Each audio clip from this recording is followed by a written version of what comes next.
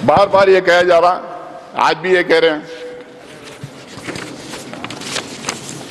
कि वक्फ बोर्ड, ये सबसे बड़ा एलिगेशन वक्फ बोर्ड के खिलाफ है सर, और सबसे बड़ा मिस इन्फॉर्मेशन फैलाया गया। आज भी यहां पे बोल रहे थे कि वक्फ बोर्ड कोई भी जमीन को अपनी जमीन डिक्लेयर कर सकती है। क्या हिंदुस्तान में लॉ नहीं है? क्या रेवेन्यू रूल्स नहीं है? क्या प्रॉपर्टी रूल्स नहीं?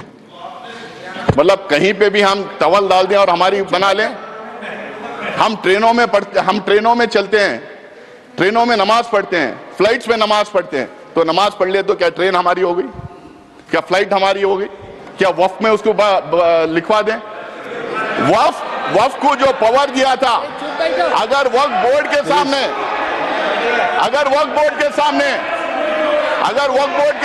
कोई कंप्लेंट आता है, वक्फ बोर्ड के सामने कोई कंप्लेंट आता है, तो वक्फ बोर्ड उसकी तहकीकात करती है, उसकी इंक्वायरी करती है, उसके लिए सेट रूल्स हैं। शायद किरण रिजिजू को यह बात पता नहीं कि हर स्टेट उस इंक्वायरी कैसा कराया जाए, हर स्टेट के रूल्स अलग बने हुए हैं।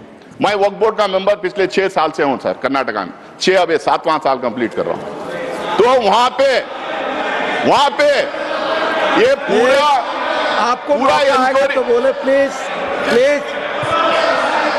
पूरा इंक्वायरी होने के बाद में सर्वे कमिश्नर उसको सर्वे करता है, कलेक्टर उसको चेक करता है, फिर उसके बाद में स्टेट गवर्नमेंट को जाता है, स्टेट गवर्नमेंट उसको वेरीफाई करती है, उसके बाद में वक्फ गेजेट उसके बाद में सरकार उसको गेजेट करती है।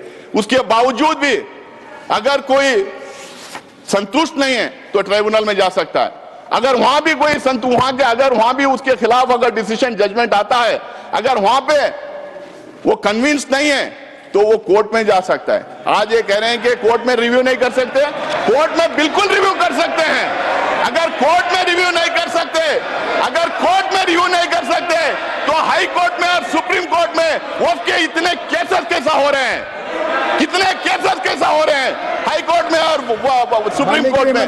माननीय गृह मंत्री कुछ कर दे जी प्लीज।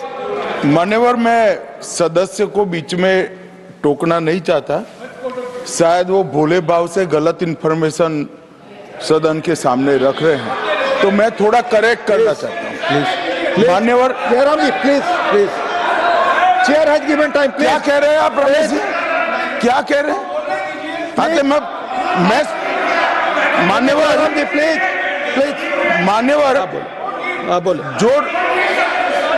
जो डिस्प्यूट है वो इतना ही है कि अगर ट्रिब्यूनल के फैसले से कोई असंतुष्ट है तो ये भूमि का मामला है, इस पर सिविल सूट होना चाहिए। सिविल सूट में अधिकारों के बहुत वाइड रेंज होती है। इन्होंने इस पर अपील का प्रोविजन 2013 के कानून में रखा ही नहीं है, तो रीट के कार्य क्षेत्र में हाईकोर्ट के सामने जाता है। रीट का कार्य क्षेत्र बहुत संकरा होता है, तो जो ट्रिब्यूनल का फैसला होता है वो फाइनल होने के चांसेस 99% हो जाते हैं। जिनकी भूमि है इसका अधिकार जाता रहता है। मान्यवर, एक गलतफहमी फैला रहे हैं। प्लीज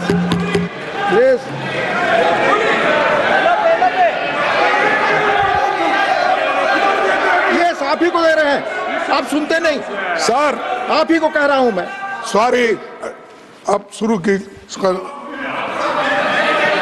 देखिए साहब, वो बात कर रहे हैं और हमने रिजू जी साहब का तो बहुत शांति के साथ सुना, और रात में भी कल आपका भाषण वहां पर भी टीवी में पूरा सुना।